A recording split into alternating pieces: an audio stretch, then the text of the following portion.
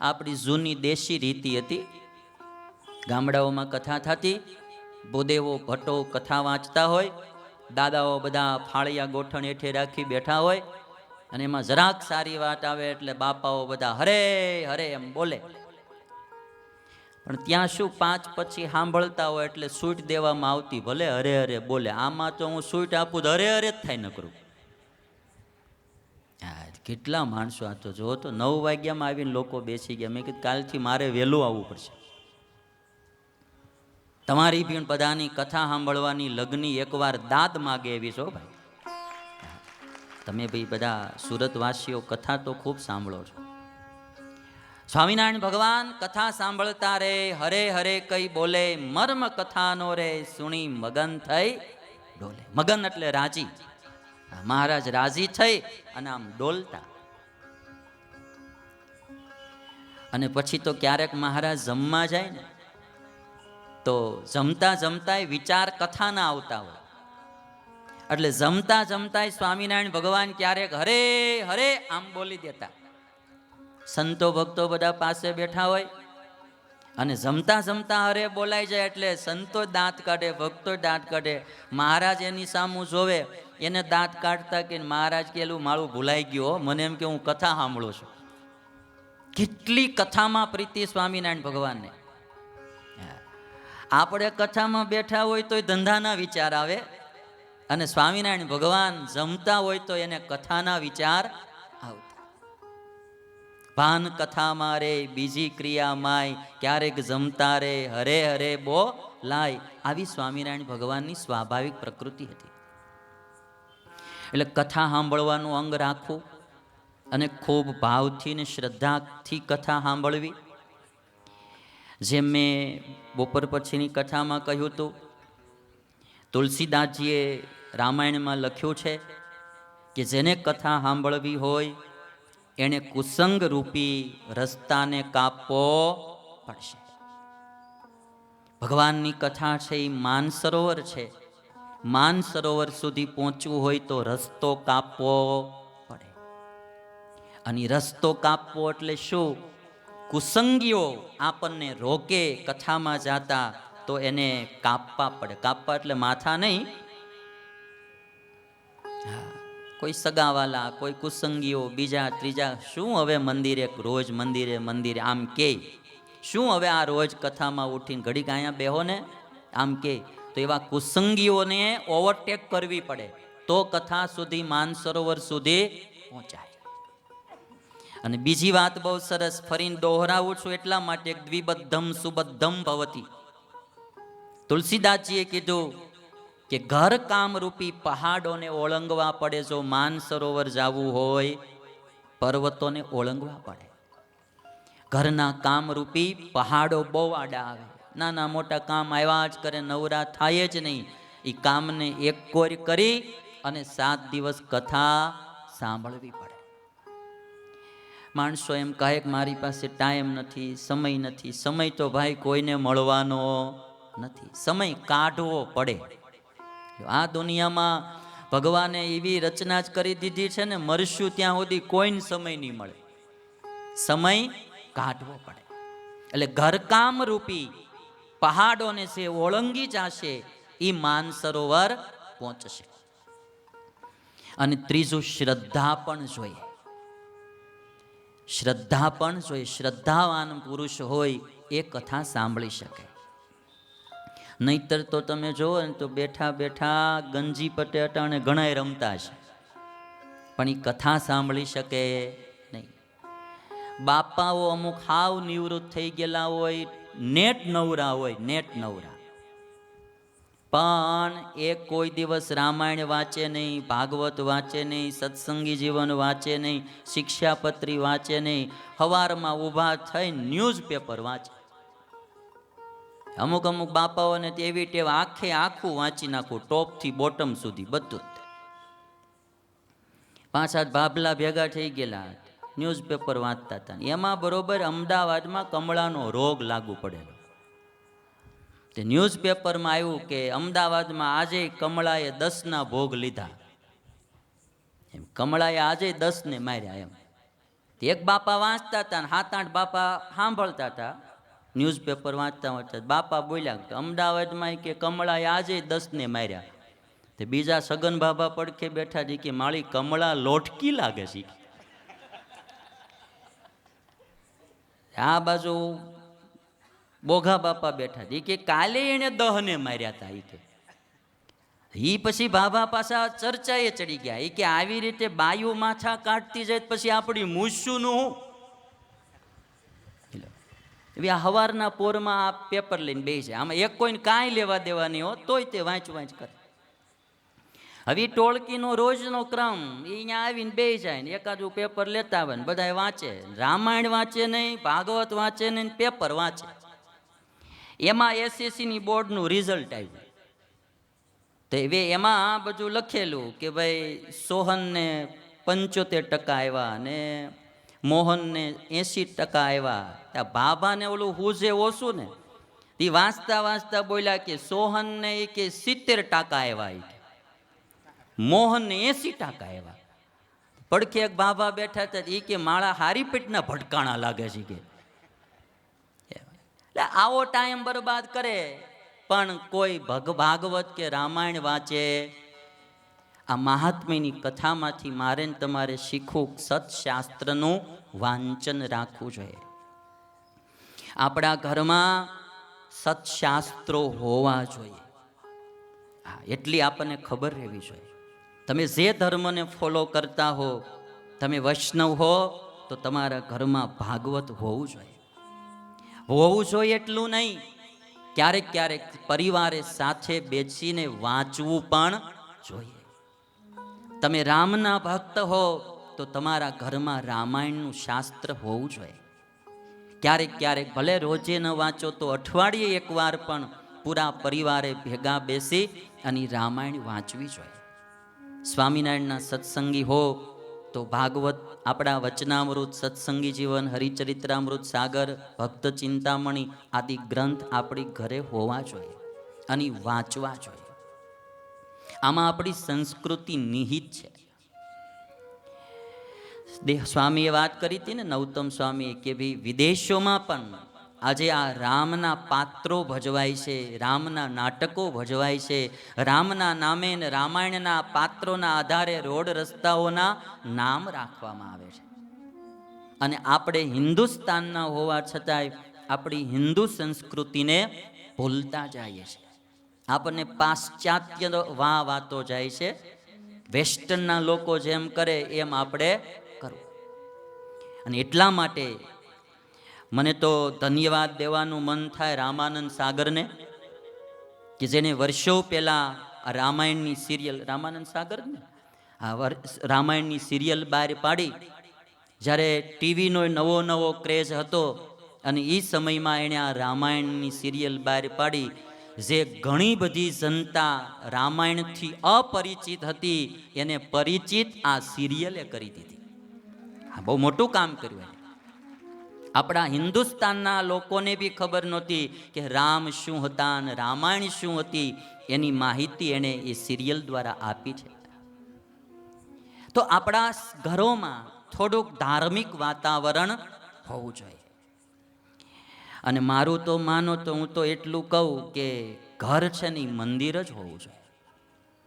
અમારા કાંતિભાઈની બેઠા છે, એમના મોટા ભાઈને બધા આંબા ગામવાળા, એમના ઘરે હું 1-2 વાર ગયો છું પધરામણીએ. તો જોઉં તો આખા ઘરમાં સર્વત્ર ભગવાનના ફોટા હોય, 6 ધામના મંદિરોના દેવો હોય અને આખું ઘર આમ સાત્વિક લાગે. પોતાના મકાનમાં નીચે આખો હોલ બનાવ્યો છે ને એમાં હરિમંદિરમાં મંદિરિયું હોય ને ભાઈ, એવું મંદિરિયું રાખ્યું છે. અને કહેતા હતા અમારો આખો પરિવાર, બહેનો ભાઈઓ બધા આ હોલમાં ઠાકોરજીના મંદિર આગળ બધા પૂજા કરે, પોતપોતાની પૂજા પાથરી અને બેસે અને બધા પૂજા કરે. ઘર આપણા આવા હોવા જોઈએ. આપણા ઘરમાં ભગવાનનું મંદિર સારામાં સારું હોવું જોઈએ. આપણે કરોડોના ખર્ચે આપણું ઘર બંગલો બનાવ્યો હોય તો ઠાકોરજીનું મંદિર મોડું હોવું જોઈએ. ઠાકોરજીનું મંદિર જે તમારા ઈષ્ટદેવ હોય એનું મંદિર બનાવો.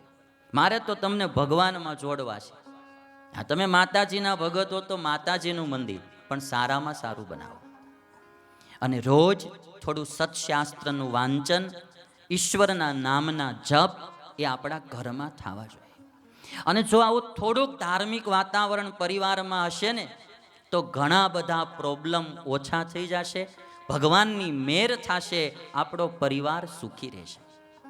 અને એટલા માટે રામાયણ આદિ શાસ્ત્રોની કથાઓ અવારનવાર સાંભળવી. ના અત્યારે કોણ છે? અને ત્યારે નારદજી એટલું બોલ્યા, ઇક્ષ્વાકુવંશ પ્રભવો રામો નામ જને શ્રુતઃ નિયતાત્મા મહાવીર્યો દ્યુતિમાન ધૃતિમાન વશી. નારદજી કહે છે કે વાલ્મીકી, એવા તો ઇક્ષ્વાકુ કુળ વંશમાં ઉત્પન્ન થયેલ રામ છે, જેને લોકો રામ તરીકે જાણે છે. જીતેન્દ્રિય છે, બહુ શક્તિશાળી છે, બહુ ધીરજવાન પુરુષ છે અને પોતે ઇન્દ્રિયજીત પુરુષ છે. નારદજીએ સંક્ષેપમાં વાલ્મીકી ઋષિને રામજીનું ચરિત્ર સંભળાયું છે. વાલ્મીકીને ચરિત્ર સંભળાવી નારદજીએ વિદાય લીધી. વાલ્મીકી ઋષિ પોતાના શિષ્યો સાથે તમસા નદીએ સ્નાન કરવા ગયા છે. સ્નાન કરવા જાય છે, વલ્કલ વસ્ત્ર લઈ ત્યાં વિચરણ કરે છે જંગલમાં. એમાં કોઈ એક પારધી આવ્યો અને એમણે બાણ પક્ષીઓને માર્યું. અને એમાં ક્રૌંચ પક્ષી હતું, બે પતિ પત્ની હતા, વૃક્ષ ઉપર બેઠેલા. એમાં આ પારધી આવીને બાણ માર્યું અને જે પતિ ક્રૌંચ પક્ષી હતું એને મારી નાખ્યું. બાણ માર્યું, ક્રૌંચ પક્ષી નીચે પડ્યું, લોહી લુહાણ પક્ષી નીચે પડ્યું છે. ક્રૌંચી જે એની પત્ની હતી પક્ષી, એ વિલાપ કરવા લાગી. વાલ્મીકી ઋષિ આ દ્રશ્ય જોયું અને એમને ખૂબ દયા આવી કે આ એક નિર્દોષ પક્ષીને આ રીતે મારી નાખ્યું. વાલ્મીકીના અંતરમાંથી એક શ્લોક બોલાઈ ગયો. એ જમાનામાં તો ઋષિઓ સંસ્કૃત ભાષા બોલતા, એટલે સ્વાભાવિક રીતે સંસ્કૃતમાં બોલાઈ ગયો. શું બોલાણું? મા નિષાદ પ્રતિષ્ઠામ ત્વમ અગમ શાશ્વતી સમાહા યત ક્રૌંચ મિથુનાદેકમ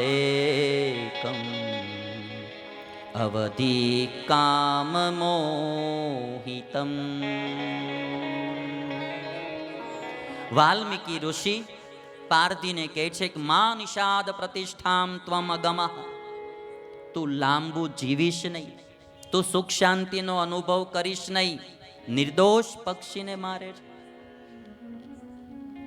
અને જે ઋષિ આટલું આ સંસ્કૃતમાં બોલ્યા ને, એક પક્ષી મર્યો ને એનો જે શોક ઉત્પન્ન થયો, એ શોક એક શ્લોકના રૂપમાં પરિણત થયો અને બોલાઈ ગયો. અને પછી એ ઋષિ પોતાના આશ્રમમાં આવ્યા. પણ વિચાર કર્યા કરે છે વાલ્મીકી કે કેવું નિર્દોષ પક્ષી હતું ને પારધીએ મારી નાખ્યું. પારધીએ મારી તો નાખ્યું, પણ પાછું મેં પણ એને કેવો શ્રાપ દઈ દીધો. આ પણ ખોટું થયું.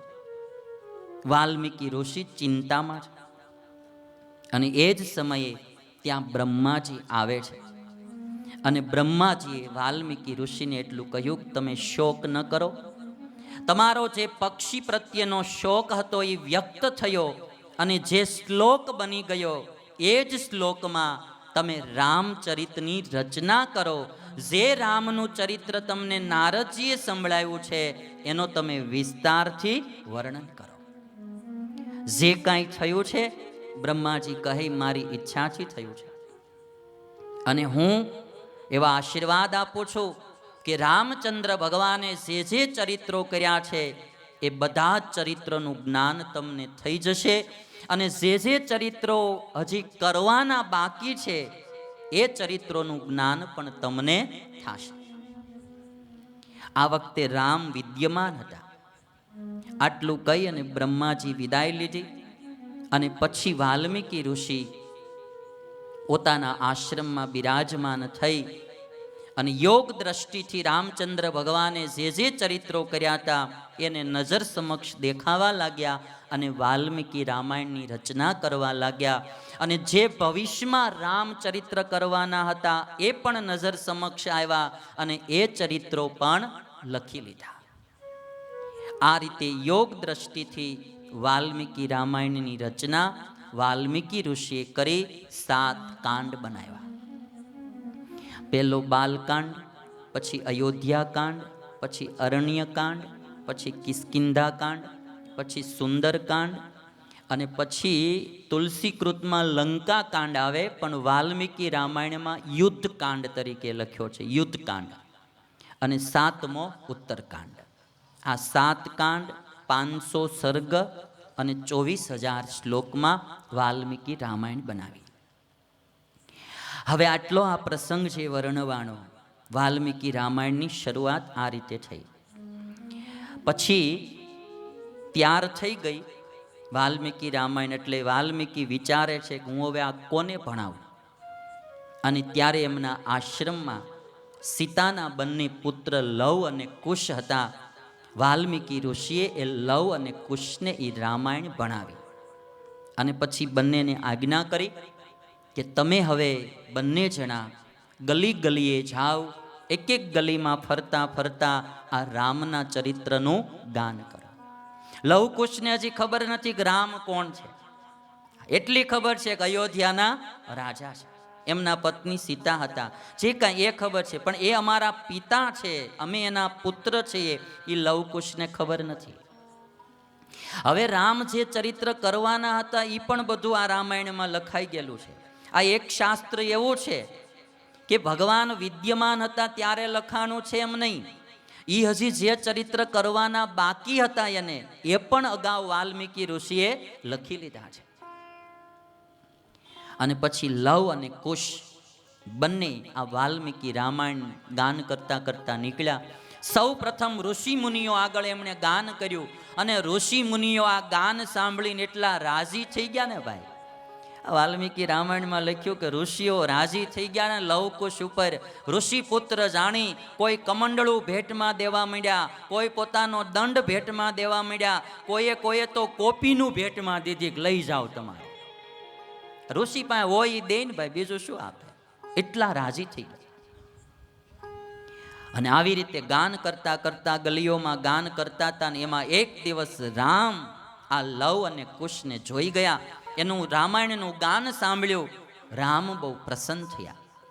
લવ અને કુશને બંનેને પોતાના દરબારમાં લાવ્યા. બહુ મોટી સભા બોલાવી રામે. મંત્રીઓ હાજર થયા, પોતાના 4 ભાઈઓ હાજર થયા. અને બધાની વચ્ચે રામ કહે છે કે આ 2 ઋષિકુમારો, રામ પણ જાણતા નથી કે આ લવકુશ કોણ છે, આ 2 ઋષિકુમારો બહુ સરસ ગાન કરે છે, આપણે બધાએ સાંભળીએ. અને ત્યારે લવ અને કુશ એમ કહે છે કે જો તમારી ઈચ્છા હોય તો હું આખી રામાયણનું ગાન કરું. અને ત્યારે લવ અને કુશ રામાયણ ગાવાનું શરૂ કરે છે. અને ત્યાં સૌથી પ્રથમ શરૂઆતમાં એ અયોધ્યાનું વર્ણન કરે છે. અને હવે શરૂ થઈ રામાયણ. આ રીતે વાલ્મીકી રામાયણનો પ્રારંભ છે. બહુ સ્ટાર્ટિંગમાં જન્મોત્સવ બી આવી જાય છે. આમાં તુલસીકૃત રામાયણમાં બધા કારણો બતાવ્યા છે કે ભગવાન શા માટે પ્રગટ થશે, એના ઘણા બધા કારણો છે. એટલે ઘણી બધો બાલકાંડ બહુ લાંબો છે. વાલ્મીકી રામાયણમાં એ કોઈ કારણો પહેલાં નથી બતાવ્યા, એ એન્ડમાં ઉત્તરકાંડમાં બતાવેલા છે. એટલે સ્ટાર્ટિંગમાં જ રામ જન્મોત્સવ આવે છે. તો આટલો જે શોક થયો વાલ્મીકી ઋષિને, એમાંથી શ્લોક બન્યો. અને શ્લોકના આધારે બ્રહ્માજીના પ્રેરણાથી નારદે જે ચરિત્ર સંભળાવ્યું એ ચરિત્ર વાલ્મીકી રામાયણમાં લખાણું. હવે મારે તમને એ કહેવું છે કે આ એક પક્ષીને જે માર્યું એમાંથી આખી આ વાલ્મીકી રામાયણનો પ્રાદુર્ભાવ થયો. એના શોકમાંથી, એ પ્રસંગમાંથી મારે તમારે એટલું શીખવું છે કે ક્યારેય કોઈ નિર્દોષને મારવા નહીં, હેરાન કરવા નહીં. આવો સેમ ટુ સેમ પ્રસંગ નીલકંઠ વર્ણીનો હરિચરિત્રામૃત સાગરમાં લખાણો. સ્વામિનારાયણ ભગવાન બાંસી શહેરમાં ઉતરેલા અને ત્યાં એક નદી હતી. એ નદીએ નાવા જાય નીલકંઠ વર્ણી, અને પછી જંગલમાં એક બગીચો નદી કાંઠે, એમાં યોગાભ્યાસ કરતા હતા. ગોપાળ યોગીને મળ્યા પછીનો આ પ્રસંગ છે. ગોપાળ યોગીને નીલકંઠ વર્ણી નેપાળમાં મળેલા, અને આ નેપાળનો પ્રસંગ બાંસી શહેરનો. ગોપાળ યોગી પાસેથી વર્ણી યોગાભ્યાસ શીખેલા, અને યોગાભ્યાસ નદી કિનારે બગીચામાં કરે. અને એ સમયે ગામના રાજાના બે નોકરો ત્યાં આવ્યા. સવારનો પોર, નીલકંઠ વર્ણી સ્નાન કરી યોગાભ્યાસ કરે, અને રાજાના નોકરોએ બાણ લઈ અને પક્ષીઓને મારવા માંડ્યા. અને પક્ષીને મરેલું જોયું, અને સ્વામિનારાયણ ભગવાન ત્યારે એમ બોલ્યા, રામ રામ રામ રામ રામ.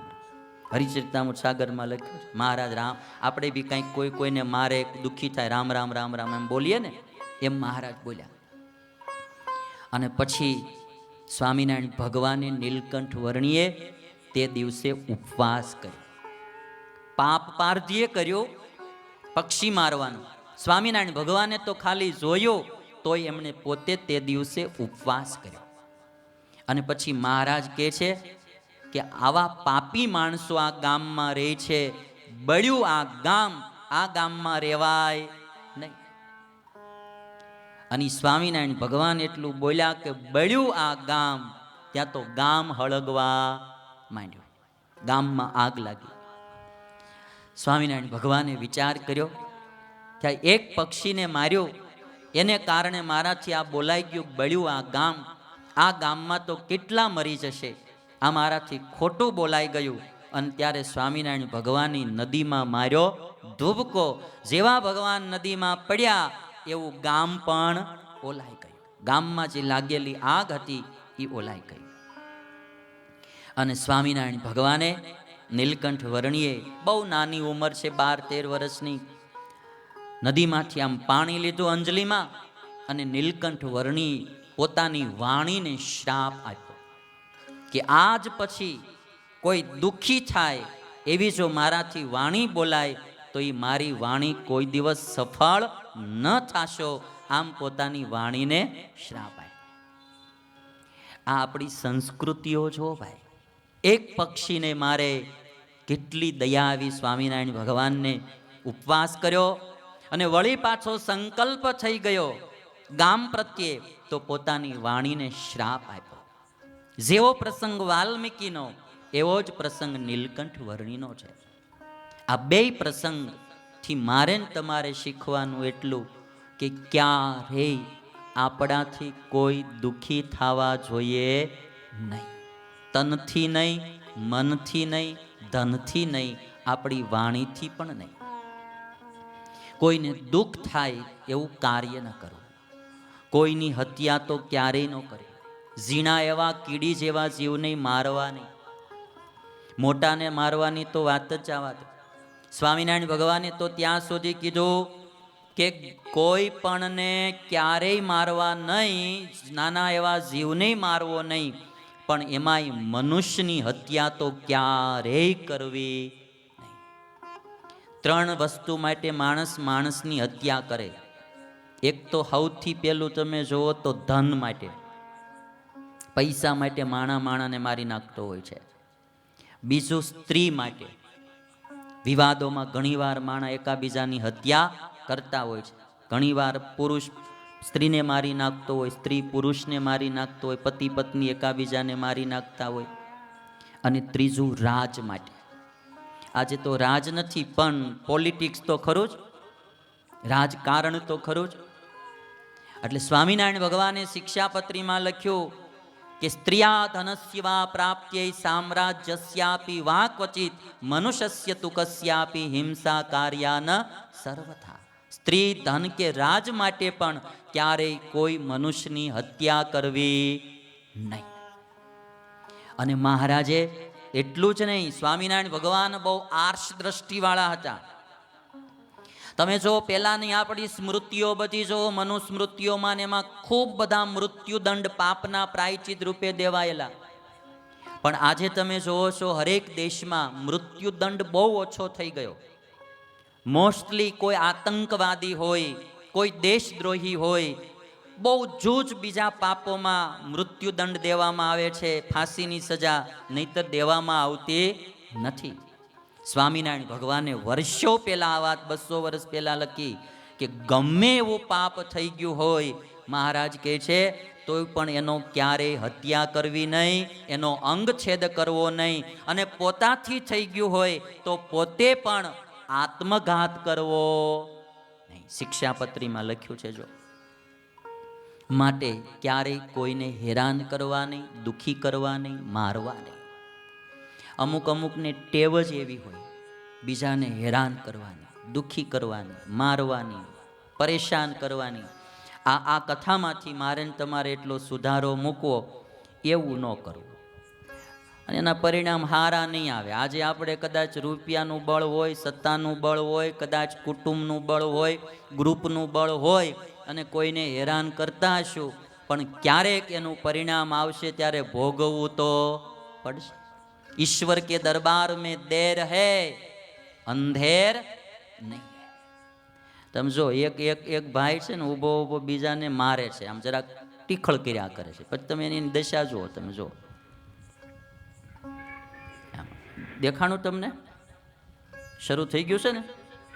જો હવે આવડો આ શાંતિ જ બિચારો ઊભો છે એના કામમાં, ઓઈલો વાહેથી દિવાલ વાહેથી આવી અને એના માથામાં જરાક તાપલી મારે અને હેરાન કરે છે. એ તમે જો.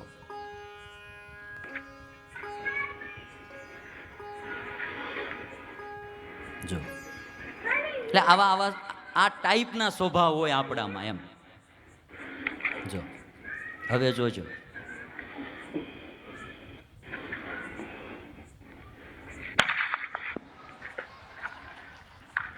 ગોથા ખાઈ ગયો.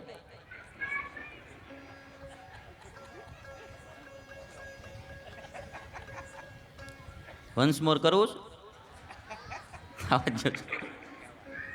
હું એક વારમાં નજરમાં ન આવે, પાછા લીમડા ઝાઝા છે ને.